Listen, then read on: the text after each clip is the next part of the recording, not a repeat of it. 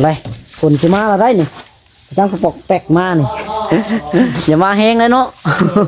ลงไปเลยขนาดนี้ โอ้ยเรียบร้อยแล้วได้นี่ฮะ คุณจะล่าเลยกันฝนมา โอ้ยก่อนอื่นเนาะน้องหลากะจังไรพี่น้องเลยบ่มีคำใดคำบอกคำว่ามีแต่คำอวยใส่ให้อวยใส่ให้พรพี่น้องเนาะทางผู้หลักผู้ใหญ่พี่น้องเอ้ยผู้ที่เนาะสร้างบ้านสร้างเรือนแล้วก็มอบหน้าที่พี่น้องเอ้ยให้กับทางน้องหลาได้เป็นสะพานบุญเนาะในครั้งนี้พี่น้องเอ้ยเนาะทางน้องหลากะดีมุกดีใจหลายที่ทางผู้หลักผู้ใหญ่เพิ่นนะพี่น้องเนาะเสื่อใจแล้วก็ไว้วางใจน้องหลาพี่น้องให้ทางน้องหลารับหน้าที่เนาะเป็นสะพานบุญและก็เฮ็ดเรือนเฮ็ดชานะครับครอบครัวของพ่อเบาทรงเนาะจักจะเป็นของไผเด้อจังแปเด้อมีแต่ว่าในทีมงานเฮาบอกสำนี้ ทีมงานเรา จักสิแม่นของไผเดี๋ยวถาเบิ่งมื่นเดี๋ยวถาเบิ่ง เป็นสิ่งของป่ะสิ่งของ นี่แหละพี่น้องเอ้ยเอาออกมาเบิดได้ลองๆนั่นเนาะเบาทรงประเทศคักได้เนาะเพื่อนเพิ่นเองนะพี่น้องแต่งเสาโซอีกเนาะโอ้เพิ่นก็ฮู้จักงามอยู่ซะเนาะอันนี้พี่น้องเอ้ยจังแปะโอ้ยมาหาจังแปะกันพี่น้องเอ้ยโอ้สบายดีจังแปะพี่น้องเอ้ยแผนกของเพิ่นแผนกของเพิ่นให้พี่น้องเอ้ยอันนี้เนาะนี่ก็แผนกของสั่งแปะเพิ่นนี่แหละแผนกของเพิ่นก็ได้เขาล้นปูน ยังขึ้นชูไหม จังถูยัง ยังจุ๊จุ๊ เฮ็ด แต่พอ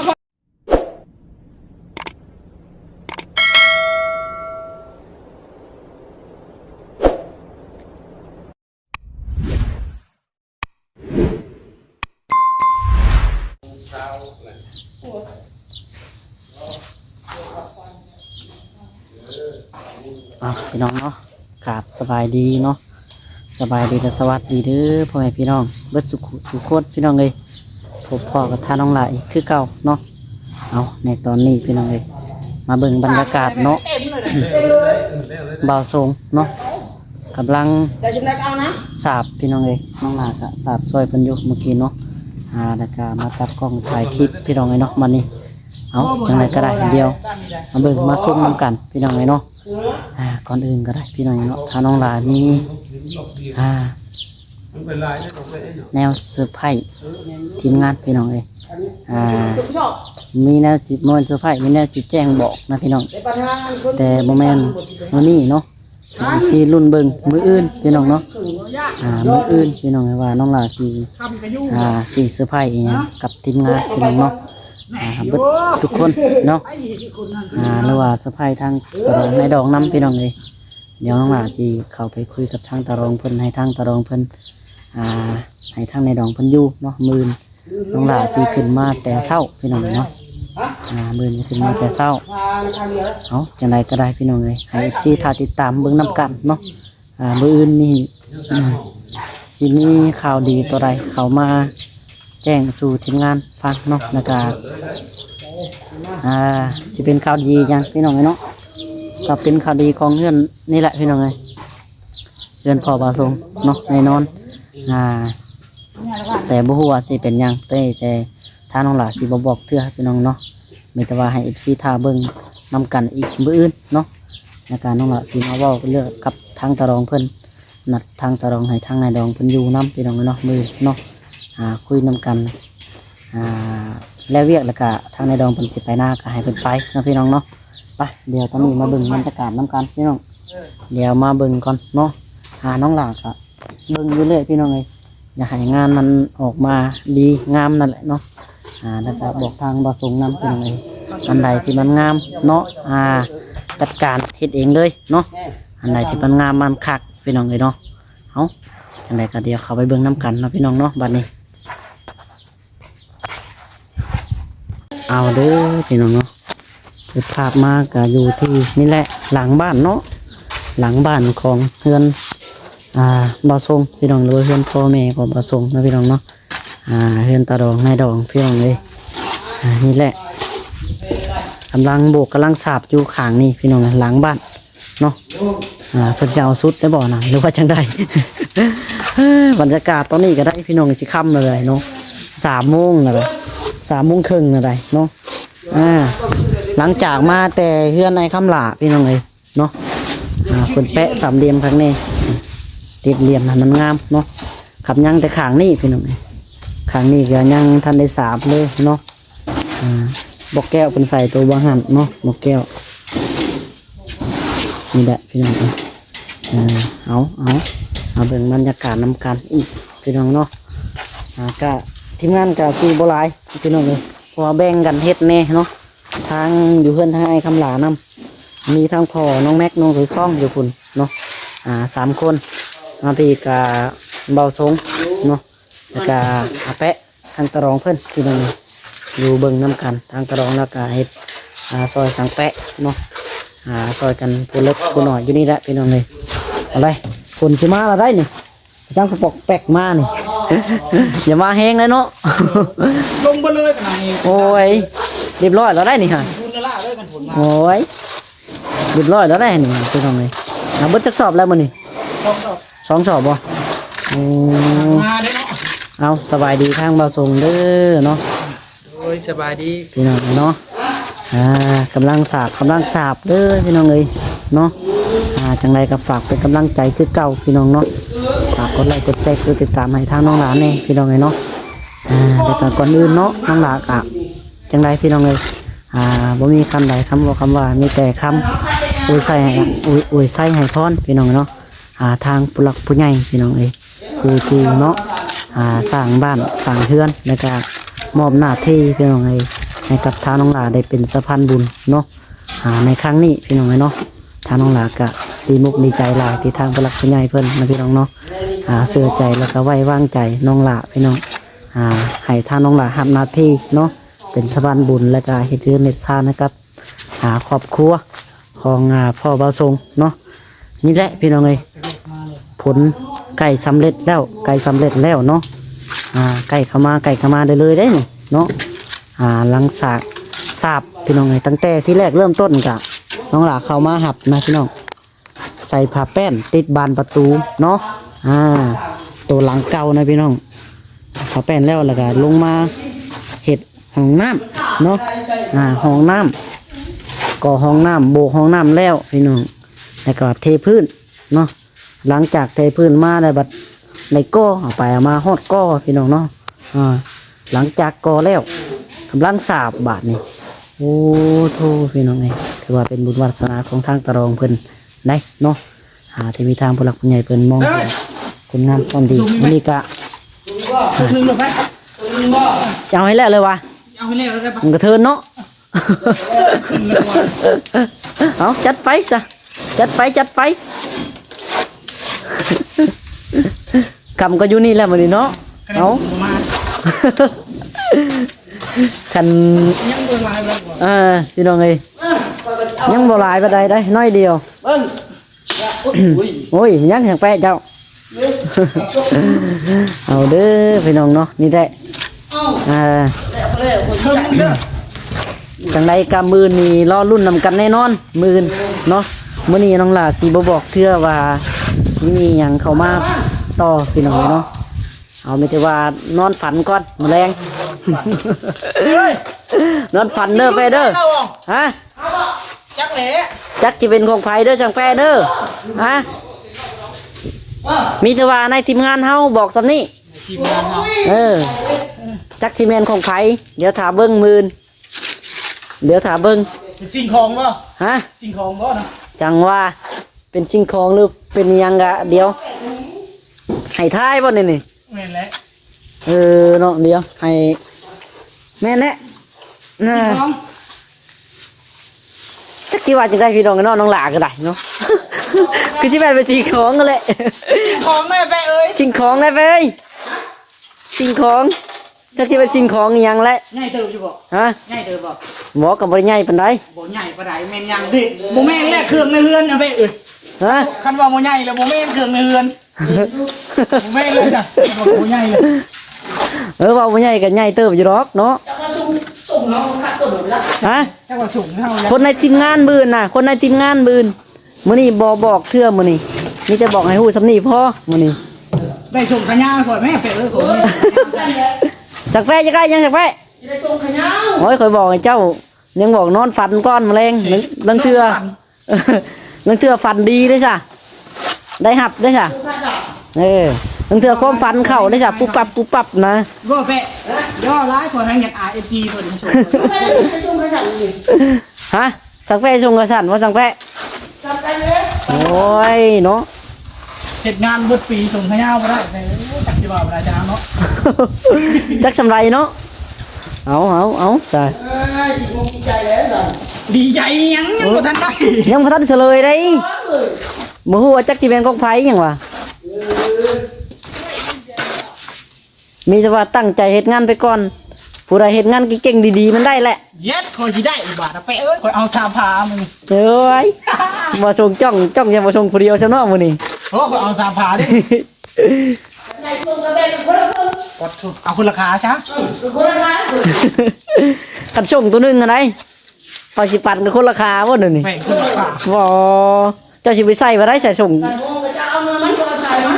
เออใครอยู่ดอกเสียเนาะผู้จักแบ่งปันกันอยู่ซะเนาะ บ่ส่งสิปันอยู่บ่ส่งคันส่งตัวหนึงนี่ฮะ ปันขนาดไปเอาน เอาไป ใส่คนราคาได้สิปันอยู่บ่ ำคนราคาก็ปัน ขันตะแปะกล้าใส่เนาะ แม่นกะมึงก็ไปน้ำตาเฮ็ดคือส่งตาเงมมาดิ ตะแปะกล้าใส่ข่อยก็กล้าใส่ดิ แม่นก็ ขันใส่นี่ก็ให้ใส่เลาะตลาดได้จังไปเอ้ย อ๋อจะบ่เองเนาะไป ข่อยสิถ่ายคลิปเจ้าเลาะตลาดไปเลาะตลาดเสยหนู หมอคนถ่ายคลิปกูข่อยคือจิบ่กล้าย่างน้ำผู้แล เอามีแต่ว่าถ้าเบิ่งน้ำกันพี่น้องมื้ออื่นเนาะ ก็เฮ็ดเวียกกูเมื่อยแล้วไปเอ้ยมีรุ่น มีกำลังใจได้เนาะบ่ส่งแล้วลิ้นสปอนเซอร์โลดมื้อนี้3พาผู้เดียวอ๋อตะคันฝนมานี่บ่าเนาะ ชักแล้วมาแล้วก็จะยอมแล้วกันผลมานี่บ่ย่านดอกคำกะยาน เฮ้ยคันฝนมาใน8 โมงก็คืนคันพวก8 โมงก็คืนยังปวดอ้าๆอยู่จังว่าเด้อบาดพี่เนาะ 8 โมงกลางคืนนี่บ่เป็นหยังคะแนนมันบ่หยุดลง เออยัน ย่านแต่มันหยุดนะ เรื่องจังหวะเนาะมาแฮงกับสิโยดคือกันได้เหมือนกันนะคันลมเลยคันลมสาดเข้ามาตีเข้ามาในบ่าลงหมดเลยเบิดผ่าได้เคยเจอมาแล้วก็ว่า เคยผ่านมาหลายงานเลยพี่น้องนี่ เรื่องคำเรื่องนี้ดีกว่าบ่ย่าน พอเป็นเพื่อนนั่นเจ้าของเนาะ แม่น บ่ยันเนาะเห็นดูว่าเจ้าก็ได้โอ้ยจักสอบแล้วตอนแรกนี่2 สอบบ่สิเบิด3แล้วนี่ซะเนาะครึ่งหนึงก็พอติ เอาครึ่งหนึงพี่น้องนี่พอดี10,000เนาะปิดจ็อบมา10,000โบกกะว่าจังว่าเนาะ บ่มั่นใจเด้ บ่มั่นใจเนาะมันยังหลายอย่างอยู่เลยพี่น้องเนาะ เสาทางในก็ยังบ่ได้โบกครับ อันนั้นแหละพี่น้องน้องหลาเคยบอกทางเบาสมเพิ่นอยู่เนาะคำว่าได้เฮ็ดเรือนเจ้าของอันใดที่มันงามมันหยังก็จัดเฮ็ดเอาโลดเนาะแต่งเอาเรือนเจ้าของเด้เฮ็ดเอาโลดอันใดที่มันงามมันบ่คักบ่แน่โบกเอาเนาะน้องหลาก็เป็นแต่แนะนำบอกหั่นพี่น้องคันมันได้ลงมือเฮ็ดแล้วเด้เอาเลยเบิดแล้วบ่เลยนี่โอ้ยไปสิปั่นแล้วบ่ทางผู้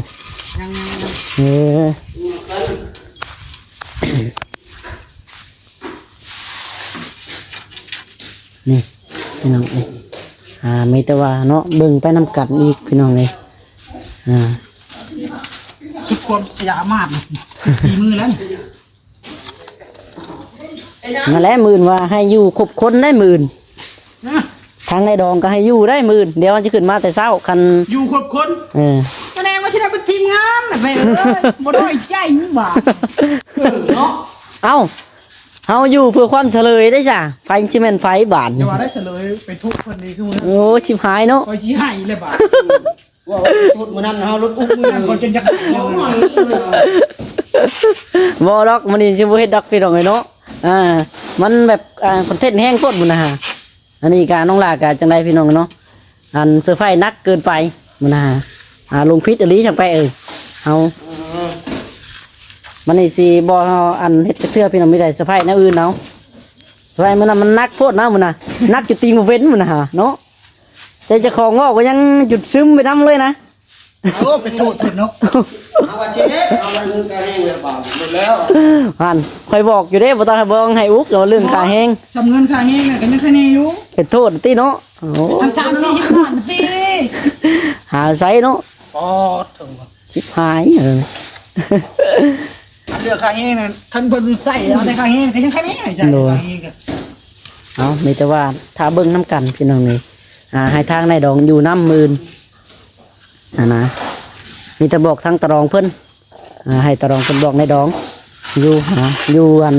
แล้วเวียกน้องหลานแล้วก็เพิ่นสิออกไปหน้าก็ออกดอกเนาะพอเพิ่นก็เฝ้าอันเลี้ยงงัวเนาะอยู่พุ่นเนาะ แม่น เ เอื้อย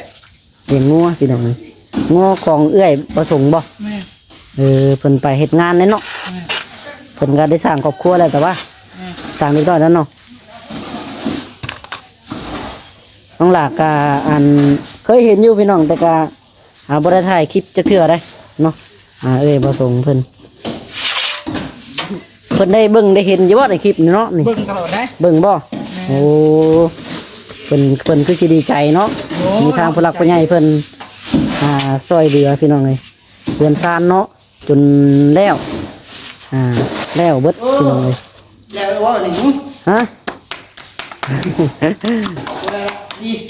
โอ้สั่งแป้กับผสมปูนผสมอยู่ในได้พี่น้องเลยเนาะผสมอยู่ในเพราะว่าจังไรมันได้ยืนปูนลงมาทางอันนี้อยู่แล้วเนาะต้องเหยียบนี่ ลงมาแล้ว น้องหลากาทำมีขากล้องก็จะได้ปั้นซอยกำอยี่ดอกพี่น้องเลยบุ้ยขาตั้งกล้องแน่ อ่ะออกจนต้องการกันแป๊บนึงตู้ตะได้กันนึง มันไม่สั่งแปะ เจ็บจนใส่รางวัลขยัน ต้องเห็นดูยังว่าอะไรบุ้ยส่งขาย่าบ่ดูนี่ บ่มีเลย โอ้ยเนาะทีมงานก็ได้พี่น้องเลย เอาไปได้ ไปไม่ใช่ อันแล้วเขาบอกถูกคนนึงแล้วเขาจืดตัวขา พระได้เชิญเนี่ยน้ำนี่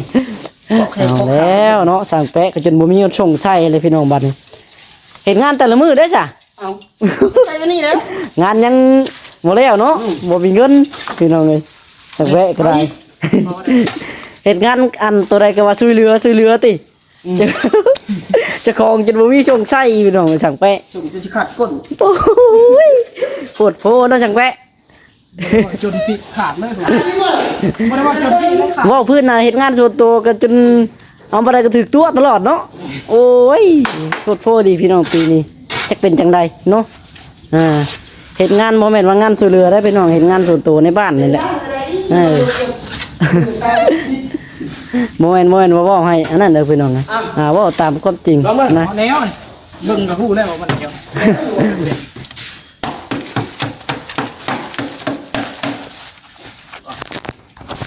หักคึมอยู่ได้ล่ะพี่น้องเอ้ยเนาะถูก ยุ่งไว้ โอ้ยเนาะ เอาเด้อ คึมฟ้าคึมฝนอยู่ได้ล่ะ ให้พูนคนมั่งจะน้อยก้อนเห็นว่า ว่าแล้วบอกว่าทันสุดลงมาบ่แห้ง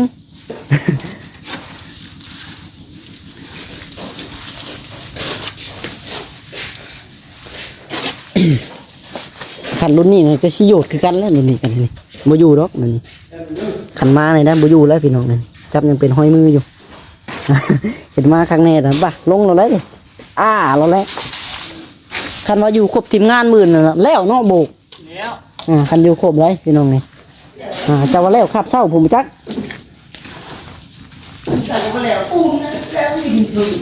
มันอยู่ข้างนี่แต่กันยัง3นะพี่น้องถ้าบ่ส่งหมดจัดแล้วบ่ได้3ผานี่บ่แล้วก็ให้แล้วขึ้นแล้วเนาะ แล้ว ขึ้นแล้วเต็มบ่ได้พี่น้องนี่ แล้ว มือกระโดดไว้ดึงมา สั่นแลเนาะ น้องเห็นไหม ขำก็อยู่นี่แล้วมื้อนี้ เนาะพี่น้องเนาะไปเดี๋ยวไปโอลมกับทางตะดองเพิ่นก่อนเนาะเพิ่นได้ยินแต่บ่น้องหลาเว้านะ วันหนึ่งลึกล่างวันหนึ่งเกือบ ทางพี่ก็ได้กำลังล่างถังเนาะ แม่วันหนึ่งลึกล่างเกือบปูนกันวนหันวนนี่ลืม เป็นเรื่องหอดล่างเนาะ เกือบปูนกัน นี่แหละพี่น้องเอ้ยเอาออกมาเบิดได้ลองๆนั่นเนาะเบาส่งประเทศคักได้เนาะเพื่อนเพิ่นเองนะพี่น้องแต่งเสาโซอีกเนาะโอ้เพิ่นก็ฮู้จักงามอยู่ซะเนาะอันนี้ พี่น้องเลยเต่าโซ่ได้จากไป ไม่เจ้าสโลว์อ่ะ ฮะ ไม่หมดเจ้าสโลว์ บ่มันคนละโซ่กันแล้วกันว่าได้นั่นเลย โลว์เป็นอันแบบคนโชว์แล้วก็ เสาเต่าโซ่หน้าบ้าน โลว์จ่อ แต่งคักเนาะเอาสบายดีทั้งตะรองเด้อเนาะโดยสบายดี พี่น้องเลยเนาะเอาจังใดก็ได้เนาะเดี๋ยวสิลมบอกเพิ่นก่อนจังน้อยมื้ออื่นทางในดองเพิ่นสิไปทางไหนมื้ออื่น ไปหน้าคือเก่าแล้ว หน้าบ่ใครเป็นยุค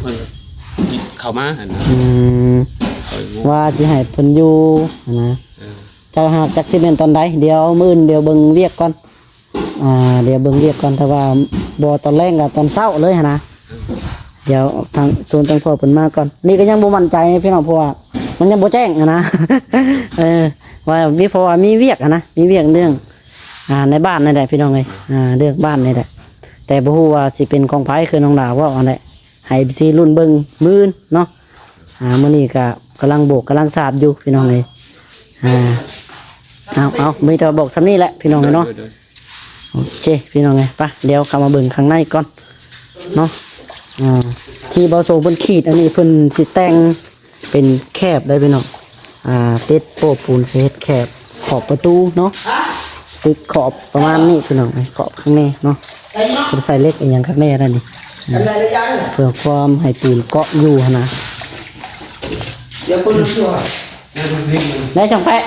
โอ้ยมาหาช่างแปะกันพี่น้องโอ้สบายดีช่างแปะพี่น้องเลยแผนกของเพิ่นแผนกของเพิ่นให้พี่น้องเลยอันนี้เนาะนี่คือแผนกของช่างแปะเพิ่นนี่แหละแผนกของเพิ่นก็ได้เขาล้นปูนหักได้ใจแดดพี่น้องเลยเนาะช่างแปะเพิ่นบ่หาบอกได้เฮ็ดเวียกนี่ยอมรับเลยว่าได้ใจดิเนาะไม่ได้บอกได้บางคนในห้องบอกอันนี้บ่พี่น้องปุ๊บปั๊บปุ๊บปั๊บปุ๊บปั๊บโลดอย่างนั้นไว้ดิจ้ะยอมรับผสมปูนปั๊บตกคือเชื่อไรกระมังหนึ่งนี่หอบเติมหนึ่งคือลาวในคู่มือพี่น้องในสั่งแปะเพิ่นเนาะของลาวก็ได้คำบ่เฮ็ดก็คือว่าแล้วเนาะจังแปะบ่เฮ็ดก็บ่มีก็บ่มีกินพี่น้องเลยทำมาหากินนี่แหละคุณพ่อบางคนนี่หาเช้ากินค่ำเฮาหาแล้วกินเลยเนาะจังแปะเมียนบ่มาแรงนะบ่มาแรงเนาะได้แล้วกินเลยเนาะสองแปดคนหมักสลาดหมักงานเลยครับเบิ่งนี่สูงกว่าจ้ะอันนี้ผมมีเนาะถ้าไม่ได้เพิ่นได้เป็นคงเองนี่นะเป็นของโตแบบเพื่อนเลยใช่ถ้าสิไปเพื่อนน่าจะสิสลาดคนหมักงานเป็นหักเบิ่งก้อนเนาะเบิ่งจังแปะนี่แหละพี่น้องกระดองนี่หมักงานเลยนะดอกเป็ดยอมรับเขาเป็นคนหมักเอานี่ออกกันแล้วแต่บุญวาสนาของไผลาวคือน้องหาว่าไปนั่นแหละแต่เราเชื่อที่ผ่านมาพี่น้องเลยบุญไผบุญมันนะนี่แหละพี่นั่นแหละจังปลุกอะไรให้จังไปเฮ็ด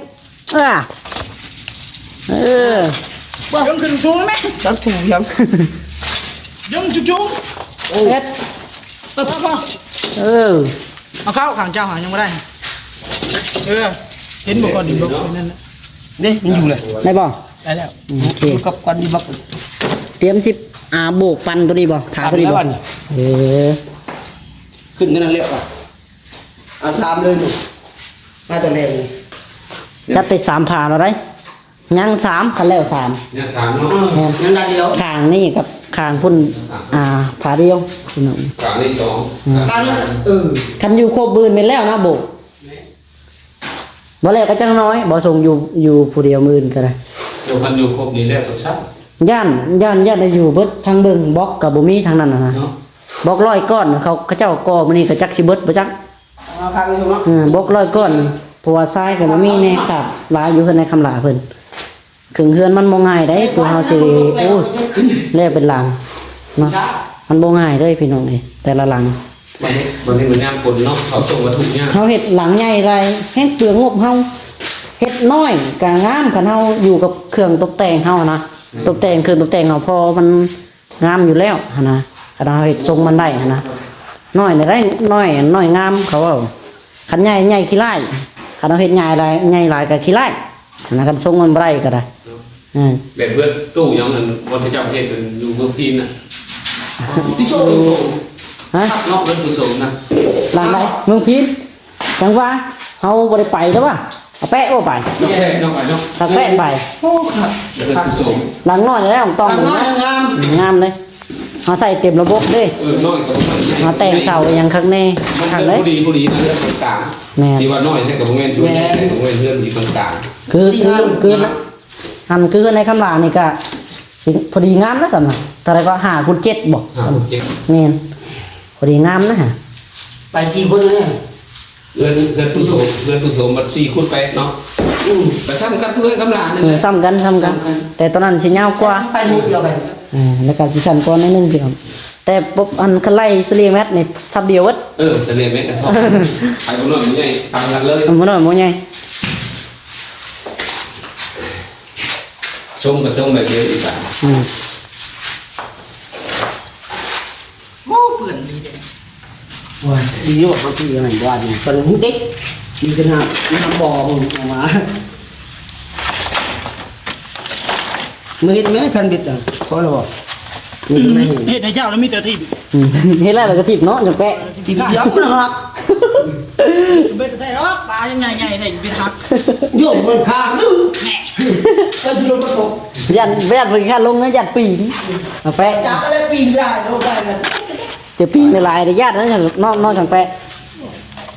ก็ยัดลงทีเดียวเบ็ดที่มันเมื่อยขาดแล้วบ่อนเบ็ดพอเห็นมันเบิ้ลมือเจ็บแอว30อย่างเนาะ60เอาเดี๋ยวลองเลยเนาะฝนก็เริ่มปิบๆมาแล้วครับเบิ่งสิบ่แห้งบ่ได้ดอกฝนตกแดดนะพี่น้องฝนตกแดดขับมืดครึมๆนี่เนาะจากอันนี้อยู่ไดฝนตกแดดตกอยู่นี่ก็ได้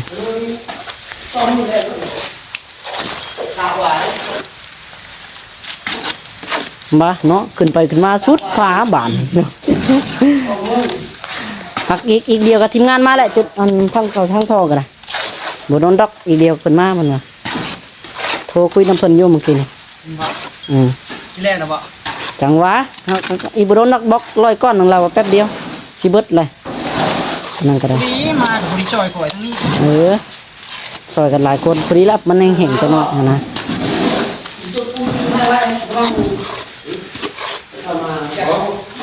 มาก็ได้ปั่นตัวนี้แหละพายขึ้นต่อเนาะขึ้นได้ไปไม่บอกว่าไปชูแล้วชมได้เพิ่มพูดอะไร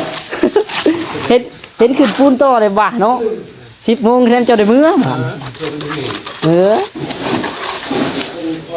ขึ้นพอแล้วยุขึ้นมันพอดีเจ้าสิได้นอนเผาอยู่นี่แหละมื้อนี้มีแต่ผาเต็มนะมื้อนี้พี่น้องบ่มีวงกบกินได้ตัวนี้ก็เต็มตัวนั้นก็เต็มง่ายบ่มันบ่น้ำอะไรเด้คือสิไวอยู่ดอกเนาะระหว่างตัวมีวงกบกับตัวบ่มีวงกบตัวไรไวจ้ะวะตัวบ่มีวงกบไวบ่มีบ่ตัวบ่มีไวกว่าใหญ่อยู่แต่ใหญ่มันเฮาขึ้นแบบชำได้ล่ะคือได้นะ2 เซน 3 เซนเลยอันนี้ว่าวงกบเนาะวงกบมันหนาเผื่อมันสิเต็มขึ้นบ่เต็มมันบ่ได้วงกบบัดมันบ่งามเนาะง่ายบัด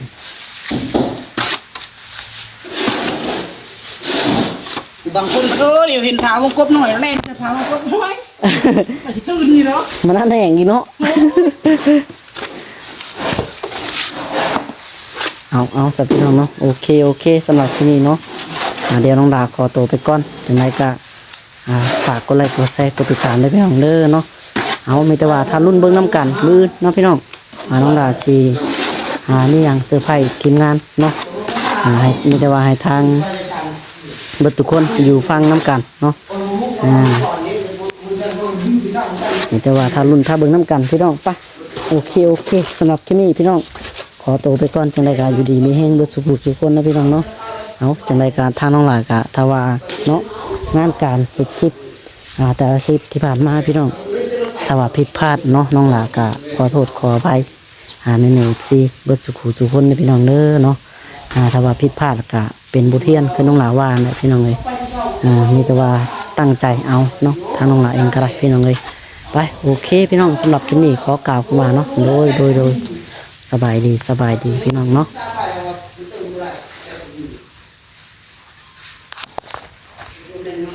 น้องนี่มันจะชอบ